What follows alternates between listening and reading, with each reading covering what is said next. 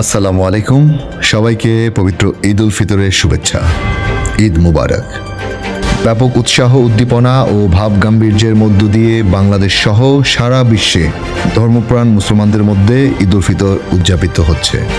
ঢাকা উত্তর সিটি কর্পোরেশনের 53 নম্বর ওয়ার্ড এর রানাবোলা বাইতুল আমান কেন্দ্রীয় জামে মসজিদে ঈদ উল ফিতরের জামাত অনুষ্ঠিত হয়েছে সকাল 8:15। এলাকার সর্বস্তরের সকল শ্রেণীর পেশার মানুষ এই ঈদের জামাতে অংশগ্রহণ করেছেন। পাশাপাশি বাইতুল আমান কেন্দ্রীয় জামে মসজিদ এর সম্মানিত সভাপতি ও 53 নম্বর ওয়ার্ড এর কাউন্সিলর পদপ্রার্থী জনাব সুরুজ্জামান উক্ত জামাতে অংশগ্রহণ করেছেন। সভাপতির বক্তব্যে এলাকাবাসীকে পবিত্র ঈদ উল ফিতরের শুভেচ্ছা জানিয়েছেন এবং বিশ্ব মুসলিম উম্মার শান্তি কামনা করেছেন।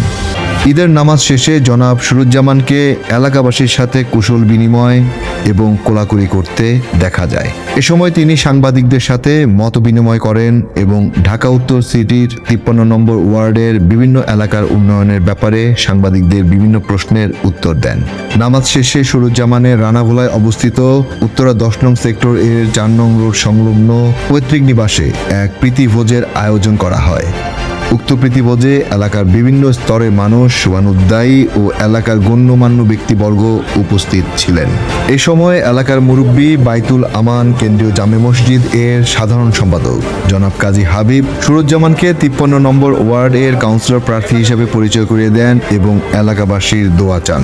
প্রীতিভোজ শেষে শুভেচ্ছা বক্তব্যে জনাব সুরুজ্জামান আরও একবার এলাকাবাসীকে ঈদের শুভেচ্ছা ও অভিনন্দন জানিয়ে বলেন, 53 নং ওয়ার্ডের বিভিন্ন এলাকায় প্রায় 8টি রাস্তার কাজ ইতিমধ্যে তিনি সম্পন্ন করেছেন।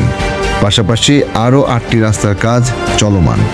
তিনি এলাকাবাসীর দোয়া, সহযোগিতা ও সমর্থন চেয়ে বলেন, আমি 53 নং ওয়ার্ডের সন্তান।